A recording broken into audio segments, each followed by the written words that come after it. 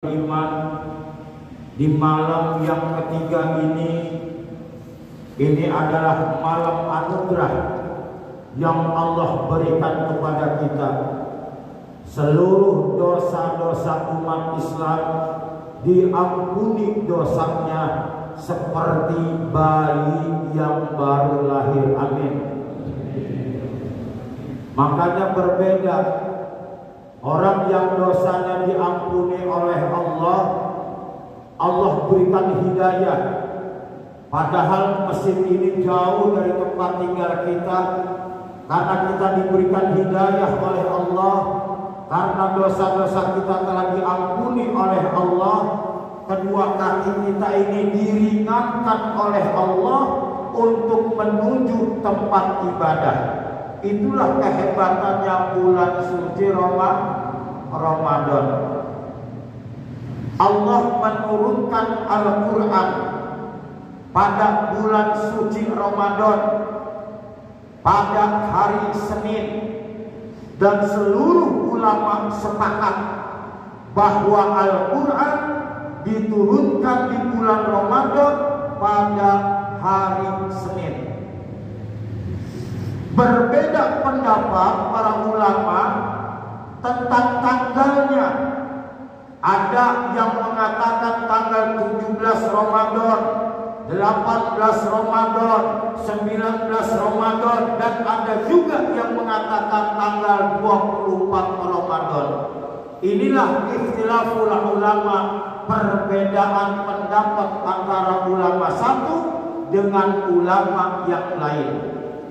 Kalau ulama A dengan ulama B berbeda pendapat, ini namanya rahmah bagi ulama. Tapi kalau kita orang awam, perbedaan awam dengan orang awam yang lain bukan rahmat tetapi laknatun. Loh, kenapa dikatakan laknat, mendapatkan laknat dari Allah?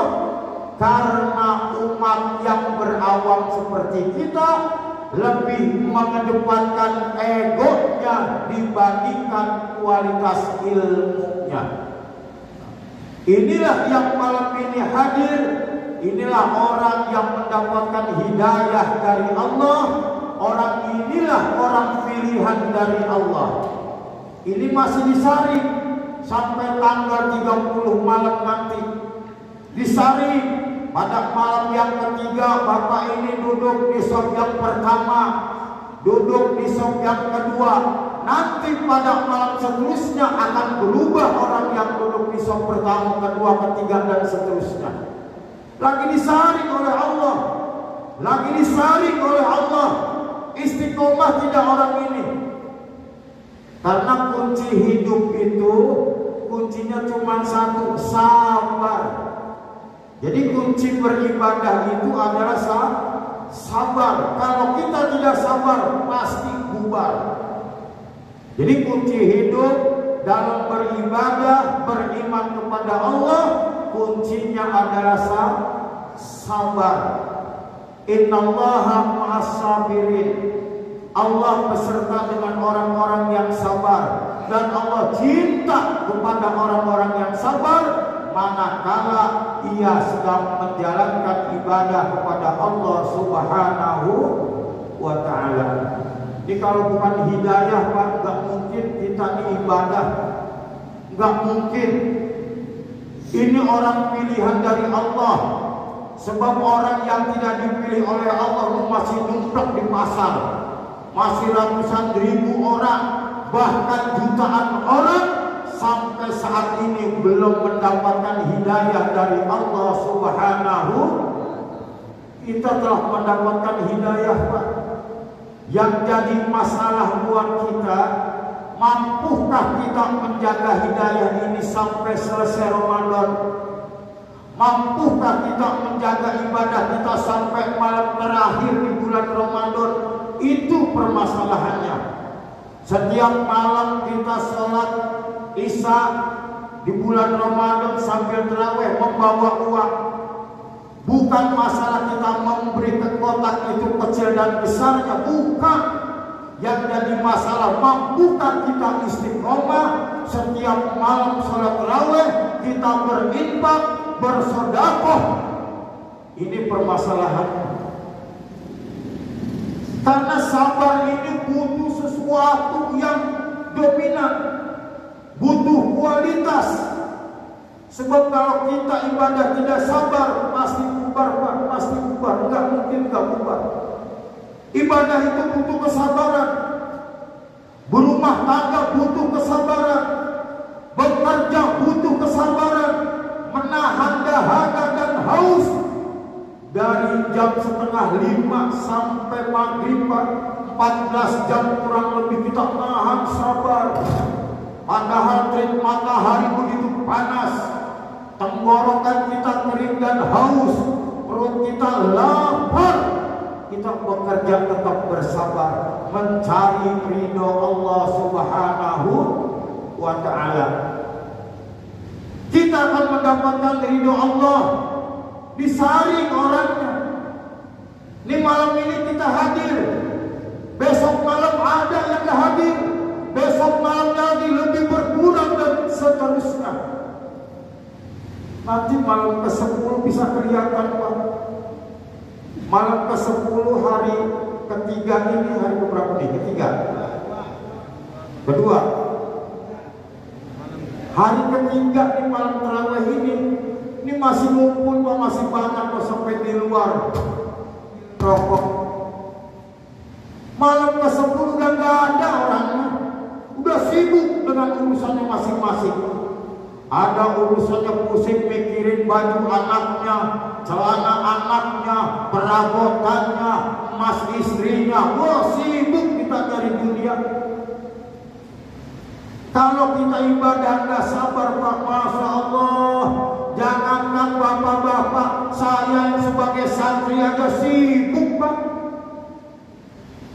Saya mau bertanya, dari malam Kamis kemarin sampai malam Jumat kemarin, sudah berapa juz kita membaca Al-Quran? Sudah berapa juz Pak? Hah? Belum ada, baru 2 juz. Kalah sama tetangga saya Pak. Tetangga saya itu sampai 5 juz. Ada juz Al-Quran. Banyak juz di rumahnya. Nah kita Pak, jujur saja, memang ibadah itu malas Pak, jujur malas. Jangankan lagi bapak-bapak saya yang sudah terlatih, termasuknya kategori terlatih. Lulus SD, tahun 82 saya dikirim ke pesantren. Saya sudah terlatih Pak ibadah, masih malas. Apalagi orang yang tidak terlatih, bikin malas sudah. Masya Allah, ketika kita buka Pak, seluruh bukaan itu harus ada di hadapan kita.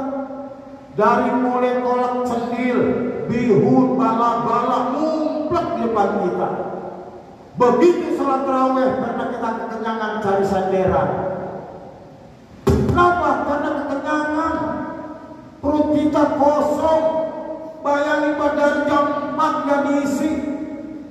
Buka-buka waktu maghrib, makan kolak, teh manis segelas, yang dari rokok mungkin rokok sebatang, sholat. Setelah sholat, tahu-tahu sudah mendekati waktu bisa siap-siap lagi. Belum sempat makan kita. Ini paling dari sini nih, kita dendam. Pulang tarawih saya dendam mau beli sate kambing. Pulang tarawih kita dendam mau beli sop kambing dan lain sebagainya. Begitu kita makan satu suap, seluruhnya tersisa. Cuma nafsu Pak. Setan digembok oleh Allah. Rajanya setan dikunci oleh Allah. Tapi nafsu diumbar. Jadi nafsu Pak. Kita kalau makan Masya Allah buka, maghrib seluruhnya ada tuh. Ternyata begitu kita makan satu butir dengan air putih 1 gelas atau susu atau teh manis, ternyata sudah kenyang. Nafsunya Masya Allah dendam. Kita dendam. Bahkan dari ba'da zuhur kita buka dendam. Saya mau buka sama kolom A, saya mau buka nanti sama juz A, saya mau buka nanti makanan A. Udah dendam di hati, udah dipikirin di otak kita. Cuma teknologi kan canggih Pak. Alhamdulillah dulu orang tua kita itu kalau mau masak ribet Pak. Hidupin kompor dulu, yang punya kompor. Kalau yang pakai kayu dibakar dulu kayunya, digoreng. Sekarang teknologi udah canggih. Bapak mau pesan apa? Tinggal pencet, tetot 30 menit datang. Kompornya dibawa ke masjid Pak kalau kita sholat. Karena teknologi canggih. Dulu orang sholat nggak pernah bawa kompor. Sekarang semua pada bawa kompor. Berbentuk teknologi. HP, Masya Allah, bulan puasa megang HP gak lepas dari 5 jam. Al-Quran ditinggalin. Kita sekarang ngaji nih Pak, 10 menit lagi. 10 menit lagi Pak ya. Kita ngaji. Ketika kita membaca huruf hijaiyah, alif dia kasih harkat fathah A. Ingat Pak, setiap alif dibaca A pasti artinya apakah? Apa artinya Pak?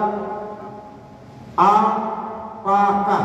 Jadi kalau nanti kita baca Quran ini ada alif di fathah pasti artinya apakah? Habis huruf alif huruf ba. Nah kalau ba di kasrah artinya pasti dengan, kecuali huruf qasam, demi Allah. Tapi umumnya artinya dengan. Setiap ada huruf ba di kasrah pasti artinya dengan. 2 huruf Pak. Kita tambahin lagi ngajinya. Kalau alif dengan ba digabung pasti artinya ayah atau bapak. Mau dibaca abun, aban, abin pasti artinya bapak atau ayah. Nah sekarang huruf yang ketiga tak. Kalau tak di domah pasti artinya saya. Artinya saya. Kalau dipatah pasti kamu laki-laki. Kalau di kasroh kamu wanita. Kalau bak dengan tak digabung dibaca bata, banti dan lain sebagainya pasti artinya peneduh. Jadi kalau ada pohon, ada rumah kosong, kepanasan, kita biar gak kepanasan, itu namanya bakat meneduh. Tapi kalau sudah ditasrif menjadi bata yabitu baitan, jadi rumah. Kalau ditasrif jadi bata baitu baitan, menjadi rumah. Baik, saya ulang lagi. 3 huruf alif, ba, dan ta. Alif dipatah artinya tidur mengantuk ini. Alif dipatah artinya apakah? Ini masih setengah ngantuk nih kajinya. Sekarang ba di kasrah artinya lupa. Masya Allah, 1 menit yang lalu saya sampaikan sudah lupa. Ba di kasrah artinya dengan. Kalau alif dengan ba digabung menjadi abad, abun atau abid artinya ayah. Apa ya? Sekarang tak. Kalau di domah tu artinya saya. Kalau dipatah tak artinya kamu laki-laki. Kalau dikasrah ti kamu wanita. Ini grammar bahasa Arab. Kalau setiap malam 3 huruf Pak, abata, besok ngaji lagi tak jim hak 3 huruf. 1 bulan puasa kata dikuasai, maka mampu bahasa Arab. Makanya wajar Pak, di masjid-masjid dari malam pertama sampai sekarang penuh. cuma di sini doang masih kosong loh. Di tempat lain penuh, nggak muat masjid. Tapi kenapa masjid itu penuh? Sendal banyak yang hilang. Sendal banyak yang hilang. Kenapa? Karena yang sholatnya nggak benar. Sholatnya nggak benar. Contoh, ketika orang itu niat usolli asluhu nawa, yang artinya saya niat. Tuh kalau dari sholat. Tapi kalau hurufnya dirubah dengan sa, usolli, ya Allah, lumpuhkan saja saya. Makanya sedang banyak yang hilang. Fardu dari don artinya fardu. Tapi kalau dirubah don dari dal, farda artinya sendirian. Ya Allah, lumpuhkan saja saya sendirian. Depan saya, belakang saya, kiri kanan saya, enggak usah ya Allah, cukup saya sendiri. Minta sendirian dilumpuhkan. Salatnya salat zuhur. Zuhri artinya nyata dari kalimat zoharo, yadharu, jelas. Ya Allah, lumpuhkan saja saya sendirian ya Allah, biar jelas. Arba'a rakaatin ya Allah, 4-4-nya. Makanya begitu dia keluar dari masjid, dia dikasih mata kakinya gak berfungsi karena hatinya lumpuh. Sesuai dengan permintaannya, dia minta di bulan Ramadan, mustajab, Allah kabul doanya.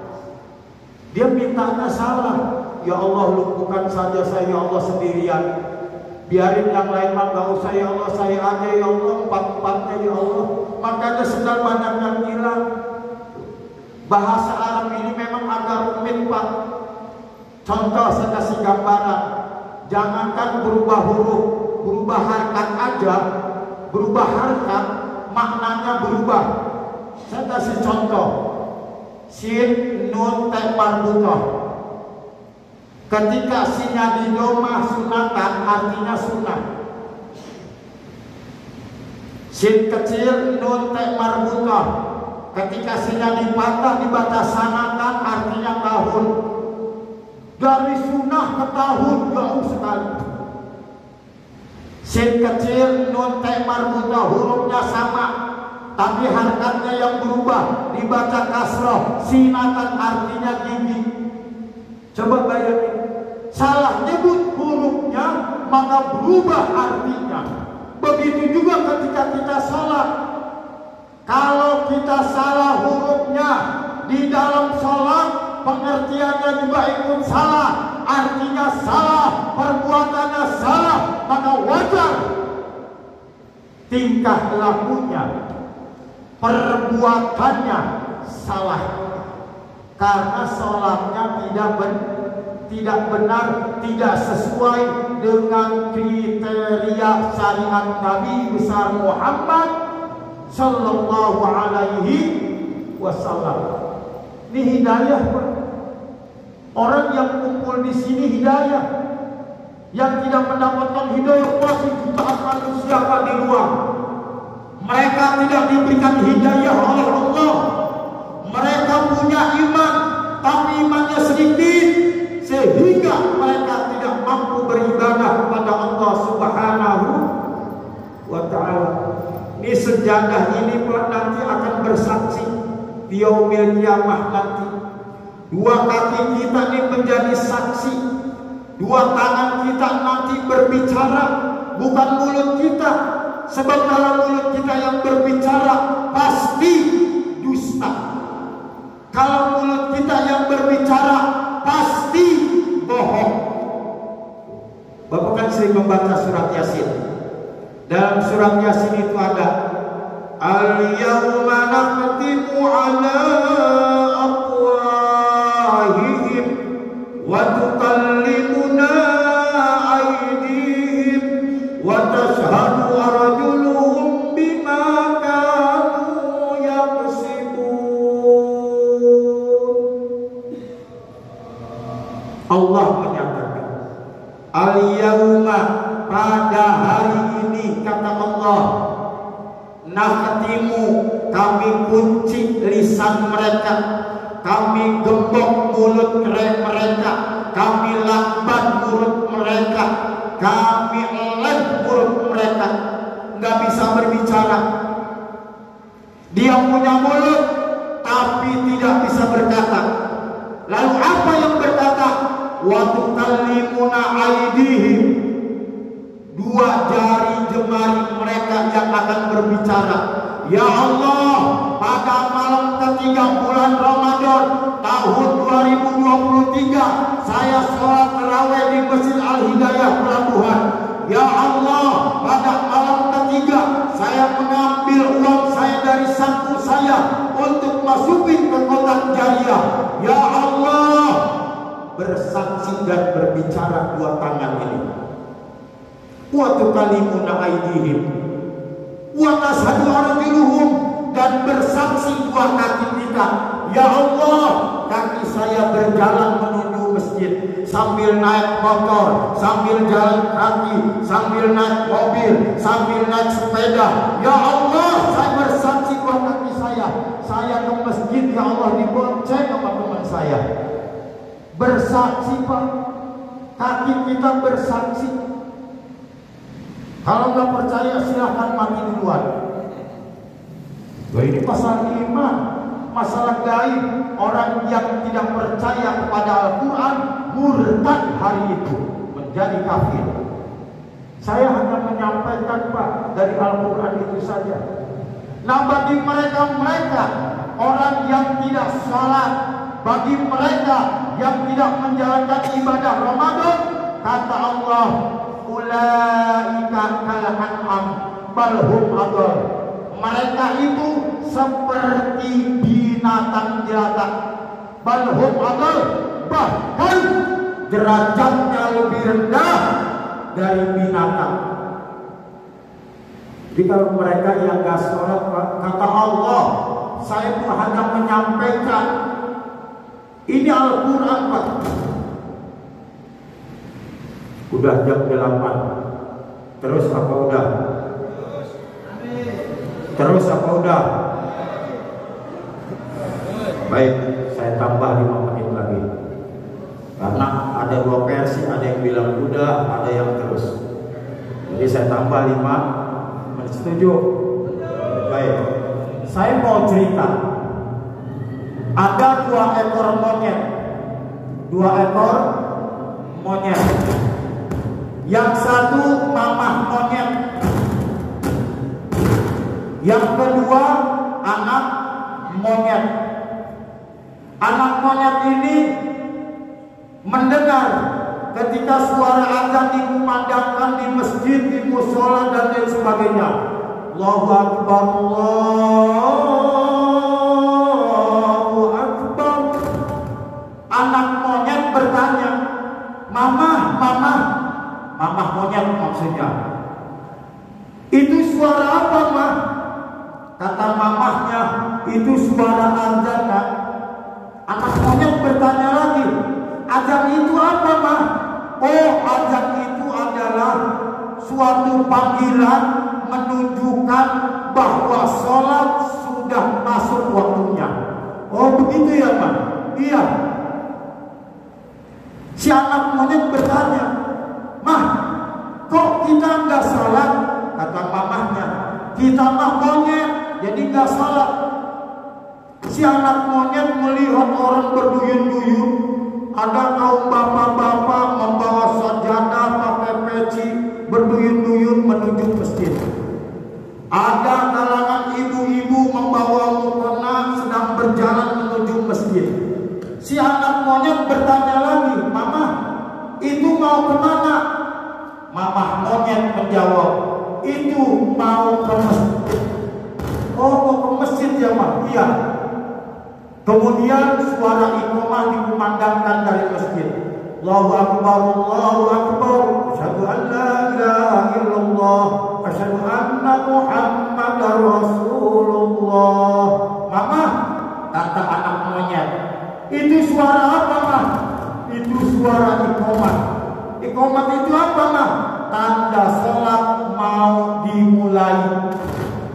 Si anak monyet bertanya lagi, "Mama, kenapa kita enggak ke sana? Enggak ke masjid?" Si mama monyet menjawab, "Enggak nak, kita enggak ke masjid, kita enggak sholat karena kita monyet." Kata mama monyet. Lalu si anak monyet ini bertanya, "Oh gitu mah ya, jadi kita mah monyet, enggak perlu sholat, enggak perlu puasa, enggak perlu zakat, enggak perlu haji." Betul, kita mah monyet, enggak perlu puasa, enggak perlu sholat karena kita mau monyet. Jadi kalau kita punya saudara, punya menantu, punya anak, punya istri, punya suami, enggak sholat, namanya monyet. Yang kenceng Pak. Loh, ini Al-Quran yang menyampaikan, bapak punya istri, istrinya enggak sholat, berarti istrinya monyet. Kita punya tetangga, tetangga kita enggak sholat, enggak puasa, berarti tetangga kita monyet. Yang jelas Pak, ulaika kal an'am, mereka itu seperti binatang kata Allah. Balhum adal, bahkan derajatnya lebih rendah daripada binatang. Baik Bapak Ibu yang dimuliakan Allah Subhanahu wa taala, tepat jam 8:05 sesuai dengan janji saya, gak usah ditambah lagi. Nanti kita akan bertemu di tahun depan kembali. Semoga kita dipertemukan oleh Allah dengan bulan Ramadan yang akan datang di tahun depan. Amin ya rabbal alamin. Kurang dan lebihnya mohon maaf. Billahi taufiq wal hidayah. Assalamualaikum warahmatullahi wabarakatuh.